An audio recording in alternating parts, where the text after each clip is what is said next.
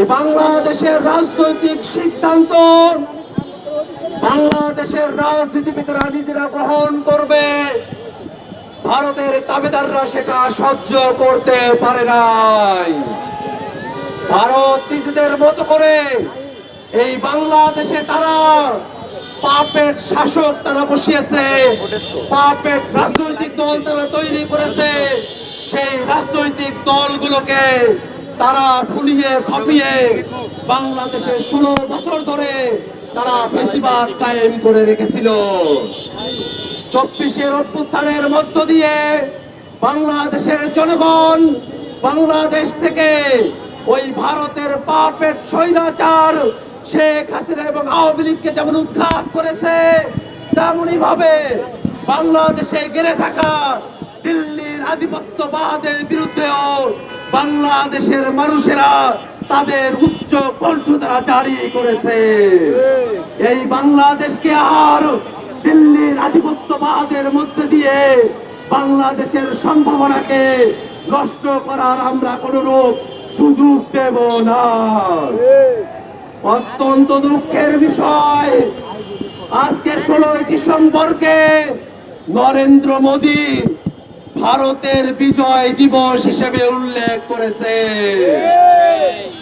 বাংলাদেশের স্বাধীনতা, বাংলাদেশের বিজয় দিবসকে, বাংলাদেশের জনযুদ্ধকে, বাংলাদেশের মানুষের সংগ্রামকে ভারতের বিজয় হিসেবে দেখানোর মধ্য দিয়ে নরেন্দ্র মোদী দৃশ্যত ইতিহাস বিকৃতি করেছে।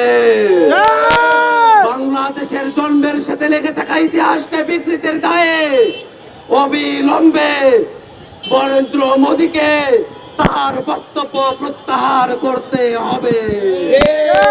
অন্তর্বর্তীকালীন সরকারের কাছে আমরা আহ্বান জানাই, এটা কোনো ছেলে খেলা নয়। বাংলাদেশের বিজয়কে ভারতের বিজয় দেখিয়ে ইতিহাস বিকৃতি করার ছেলে খেলাকে রাষ্ট্রীয়ভাবে প্রশ্রয় দেওয়ার কোনো সুযোগ নেই।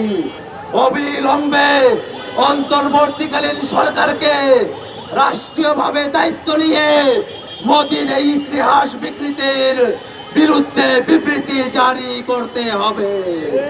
ভাইরা আমার, সামনে নির্বাচন অনুষ্ঠিত হবে। এবারের নির্বাচন শুধু মার্কার নির্বাচন না, এবারের নির্বাচন সংস্কারের নির্বাচন। এবারের নির্বাচন বাংলাদেশকে নতুন করে গড়ার নির্বাচন। অতএব বাংলাদেশের জনগণকে এবং জাতীয় নাগরিক পার্টির সকল প্রার্থীকে আমরা আহ্বান জানাই, জাতীয় নাগরিক পার্টির কথা শুধু নয়, সংস্কারের পক্ষে হ্যাঁ ভোট যাতে জনগণ প্রদান করে, তার জন্যই আমরা আমাদের ক্যাম্পেইন চালিয়ে যাব।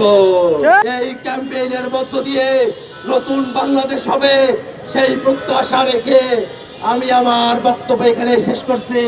ইনকিলাব জিন্দাবাদ।